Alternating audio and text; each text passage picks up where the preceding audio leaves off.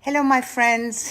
Here we are again, 11 o'clock. It's Angelica Christie, connecting with you wherever you are and just sharing my heart and sharing my thoughts and my positivity, because we have only two choices: to either be positive. Hi, Dave. Hi, Dave Mackey. We can be positive, or we can feel sorry for ourselves, for the situations and how come this is happening to me. And let me tell you, especially where I come from, Grand Bahama Island, who went through such a horrific, in September, 1st September of last year, such a horrific Hurricane Dorian that destroyed so many lives, I mean, physically and literally in destroying their businesses. And our economy has dropped rock bottom once more. And we were just hoping to recover. And two big, not airlines, but ship lines were committed to build big terminals there, Carnival and Royal Caribbean. And of course, look what's happening to the cruise ship industry. They have to reevaluate that. I hope it's not canceled, but only postponed. But we live in challenging times, and yet every challenge presents its own opportunity. New opportunities are springing up, but you cannot see them when, so to speak, the glass of water is half full and that half is negativity. You have to give it your all. But in order to do that, connect with others, connect with your family, discuss positive opportunities, not, oh my God, what's happening? Oh my God, did you see this? The death toll is rising. It will. It absolutely will rise. But that doesn't mean that this will, this has to put you into depression. We have to embrace our global family wherever they are, with our thoughts, with our minds, in our hearts, because let me tell you, we are entering a new paradigm of how we are going to treat each other, to connect with each other. It's almost, hello, Karen and Marlene, it's almost like as if God sent us to our rooms. I think I've said that before, to think things over and to give us a long pause of reevaluating how we see each other, how we see life, what is really important to us. And in those times now, I mean, I am running out of clothes because I'm not even home. I'm stuck in a hotel in Fort Lauderdale. It has been over 3 weeks now. It may be another 4 or 5 weeks. Cannot go out shopping, and hair, nails, all of this is kind of at a still point. Nothing will be. All those services are gone. So, is it really that important?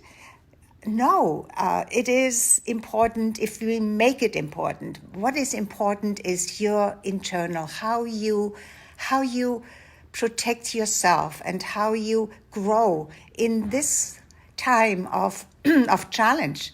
Because if you cannot do much outside, you can do so much more inside. So fear is there, definitely. And we cannot just say it's not there. And one of the most hideous fears is the fear of not knowing, of being totally clueless about what's going to happen. We always want to know. We want to know that things continue the way we are supposed to, we are used to. And that's just not going to happen. So unknown is, even if you in other situations said, so what could be the worst case scenario here? So you think about the worst case scenario from experiences you have or things you know from the past. That doesn't apply here. We don't know the worst case scenario. And we don't know the best case scenario either, because that still needs to be created. The future has not been created yet. But you see this opportunity to enter a new world, a new good world. What is your contribution to that? And it has to start with your inside. How much do you love yourself? What are the negativities within you? And there is a lot of anger out there, and a lot of scaring, and a lot of being upset and irritated. And when you come into small spaces and stay in small spaces together, you really have to honor each other's space and time. I think that is really, really so important. Maybe it's a time to create a deeper bond for couples who love each other. And maybe new babies will be born in 9 months. And somebody told me, and I found this quite funny, but it could actually be true, the new generation coming from this may be called the Coronians, millennials, the Coronians. That's kind of funny, but there is so much tragedy out there. And yet life is life, and nature has its own rhythm, and we are part of it all, so we cannot separate ourselves. And this crisis really has taught us that there is no differentiation. There is nobody who has more money or is in a place where the rich people live or is better off. It has nothing to do how much money you have or where you live. We are all in this together, and it affects all of us. So honor this and be creative. But in order to be creative, you need to go within. You need to become still.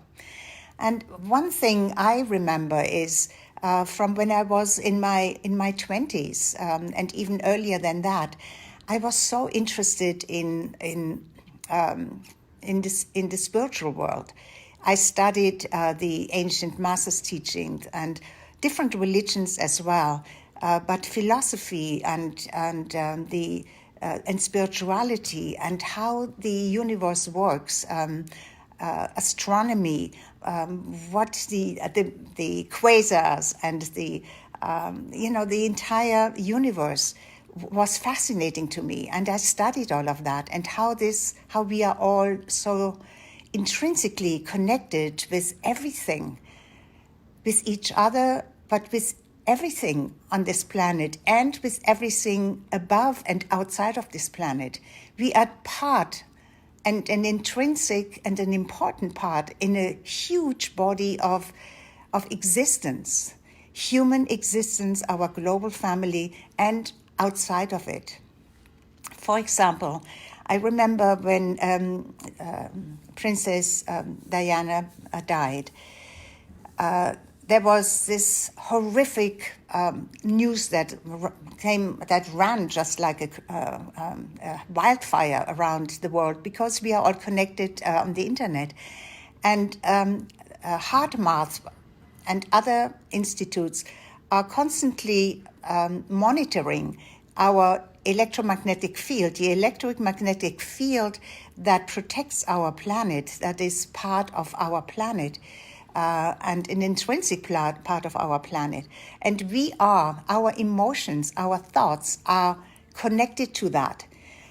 And what they found was that when this news spread around the world, there was a visible glitch in the electromagnetic field of our planet.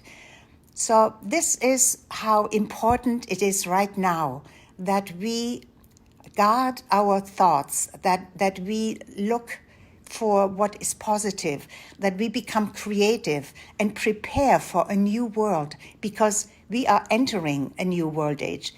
We entered it on the calendar in 2012, and nothing goes fast when you think about world ages, thousands of years, 5,000 years, and just one cycle, and hundreds of thousands of years before that. So, but this here has really brought the awareness to all of us that we are not alone, that we are all connected in some way, and that we need to change.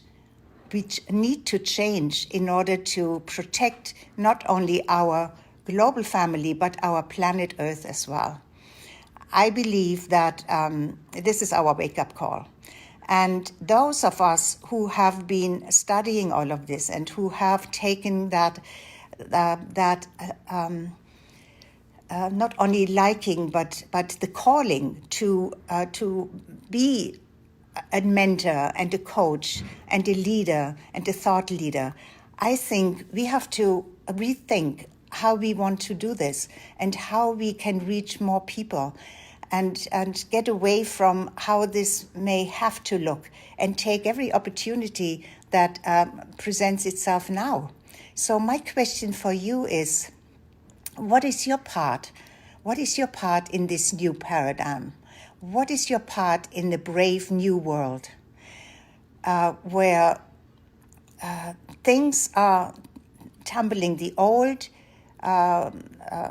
old ways of doing business, the old ways of thinking, the class systems, and that those who have more always get more and can rely on to get bigger and better.